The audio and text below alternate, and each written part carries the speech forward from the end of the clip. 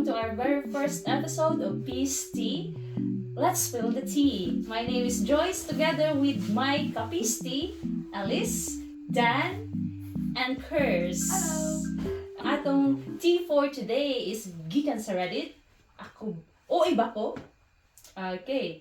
Akong boyfriend moadto sa kasal sa sister sa iyang ex. Unya, wala pa jud ko gi-invite. Okay. Ulit. Basta. Sino? Akong boyfriend moadto sa kasal sa sister sa iyang ex. Unya, Sister sa iyang ex. wala pa jud ko gi-invite. Sister sa iyo. Okay. Gi-invite akong boyfriend sa wedding sa iyang college friend, pero wala ako'y labot, wala akong name. In short, no plus one. Kanina friend is sister di ay sa iyang ex-girlfriend. Okay. 4 years namin nag-live-in ug na-meet naman pud nako ni na bride-to-be. Nasakitan jud ko kay nganong gihuna-huna pa man niya nga mo-attend gihapon didto. Na-hurt akong feelings. 2 years ago, nag-relocate siya for work. Nikuyog ko sa iyang pag-relocate. Kay lagi, live-in me. In love ko, wala tay mabuhat. Almost 1,287 kilometers ang kalayon sa among balhinan. Gusto mo na kalayo 1,000? Parang Fukuoka to to Tokyo? Osaka? Okay. Ay, Parang Davao to, let's say, Boracay or somewhere in Luzon. Layo din siya. Yes. Okay. Okay. So, gibiyaan ako ang tanan para sa bagong lugar nga wala ako'y kaila o walay pamilya. Bisag na ako'y gamayng friend sa akong karon sa akong work, pero wala jud ko'y support system diri sa among gibalhinan. Okay. So first year sa among relasyon sa akong Instagram na ay account sige pop out as suggestion. Account di ito sa iyang ex. Sister sa bride. Natingala ko kay gilike man niya tanang post sukad kami na. In short, sige gihapon siya like sa mga posts sa iyang ex. So, gistorya na ko siya about sa Instagram likes. Ingon niya na andan lang daw niya og like tanan sa feed og i-unfollow daw niya. Anak ko, okay ra dili i-unfollow basta wala man kaya another intention sa imong pag-like. Ingon niya, nothing to worry about. Pero wala gihapon niya gi-unfollow.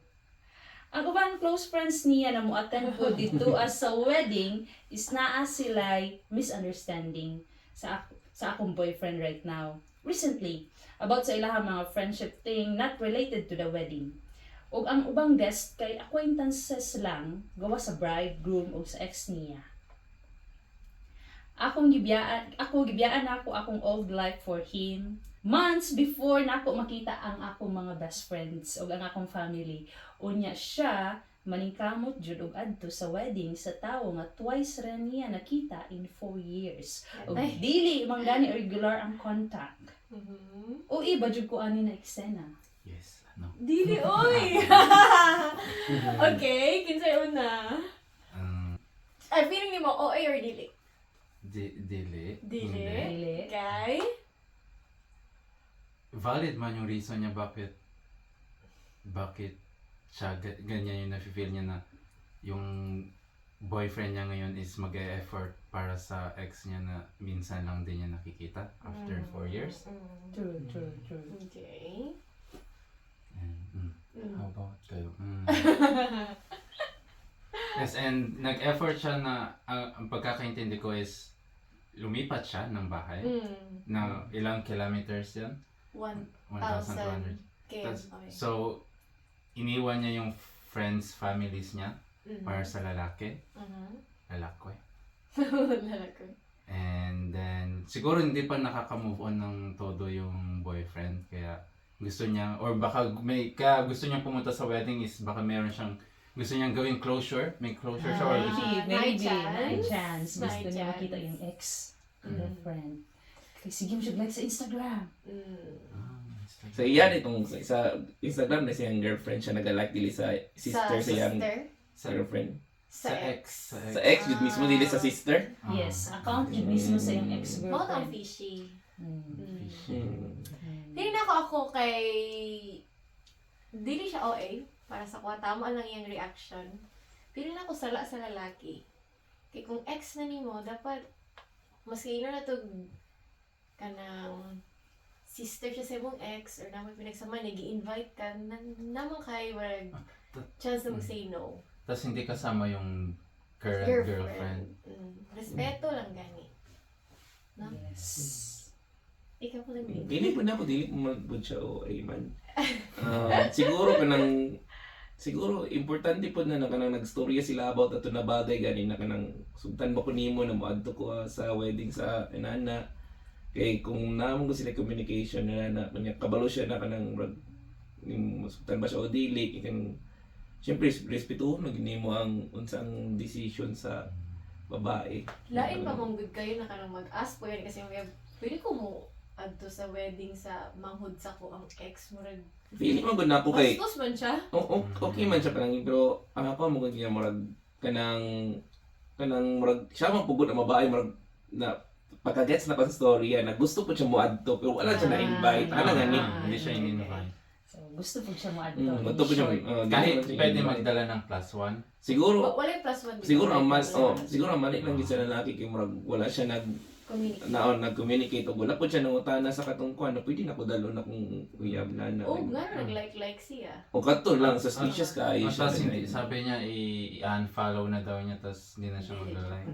Wala rin niya gi-unfollow so medyo Fishy. ang lalaki dito. Medyo ano siya, may pagka-red siya.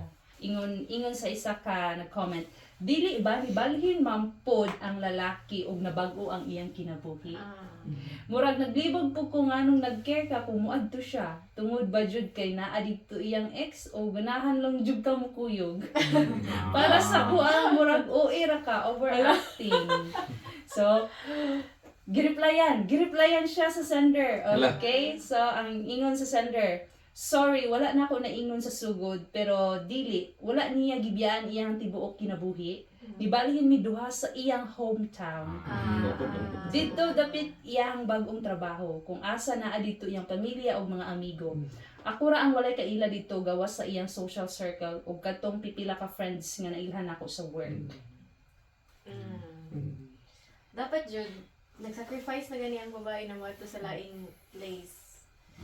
So ma-feel OP.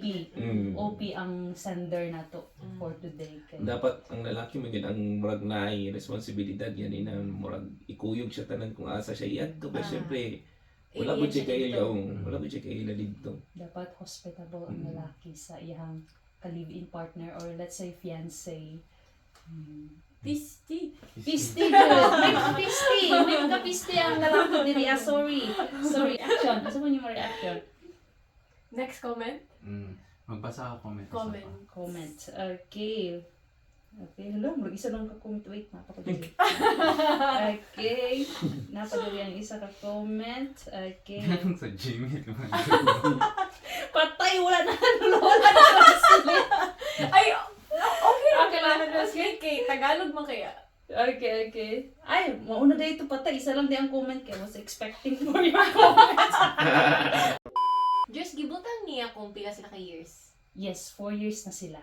Sese Wait. uyab. Oo. Unya sa iyang ex. Wala na gi-mention kung pila sila. Ilang years sila bago lumipat yung babae sa hometown ng lalaki? Okay, so 2 years. Okay, 4 years mi nag-live-in ug na-meet naman po niya ang bride.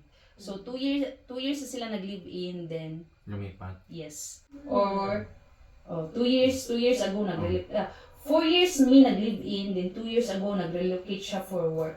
Ang babae? Sinong duha? Pero sa hometown nung Lalaki.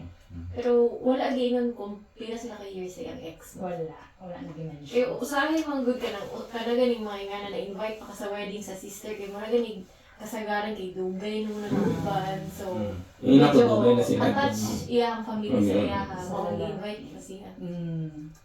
Tapos palagi siya nag-like pa rin. Ano lang ang mga red flag kay dili sa ex YouTube mismo na like. Hindi siya, parang attached pa rin siya sa ex niya. Red flag na ka na nag-like sa imong ex na ano. Tanang post pa jud gi-like niya. Sila na. Nana siya bagong karelasyon. Ikaw, as a lalaki, kung nana kay bagong karelasyon, mag-like pa ba ka sa post? Hindi mo ako nag-like sa Facebook. Ay, di. Ay, lang. Look up lang, look up. Ano ganun. Halimbawa lang na, alam mo, nagbulag mo no. Pero yun to 10 years na di ba mo? niya, nagbulag mo niya. Gi-invite si Elise sa imong igsuon sa ilang kasal. Hindi ka kay nana kay, Bago. muadto ka dili. Pwede kong isama yung bago, hindi. Arit dili. Hindi na. Unsa man ang first step mo buhaton? Halimbawa, gi-invite ka sa igsuon ni Joyce na Mm. kanang, uy, ato sa kasal sa ko ang sister. Unsa yung first buhaton? Sa akin, siguro hindi ako Dili. pupunta. Kyrie, nga naman. May bago na, tapos...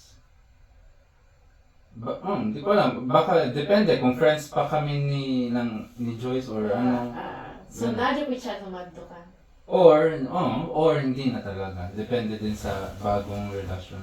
Ano ba, nag-guess po mo ang current na uyab niya. Nag-guess po si Joyce, yes po ng bride. Trap na yan. Isa na yan. Trap. Paano kung sabi ng bagong babae, sige, sasama ako. Na pumunta kami, tapos pagkatapos na nagalit na yung babae. Yun lang. So trap yan. So lose-lose kahit anong gawin ko. Okay, so going to an event of your ex-girlfriend, tapos wala pa jud ka gi-invite. So I think isa na siya sa red flag sa priority sa lalaki. Di ba? So dili siya OA ani nga story kundi ang lalaki ang nay red flag. Dili siya hospitable sa iyang girlfriend. So that's the story for today. So thank you for listening. See you next video. Okay.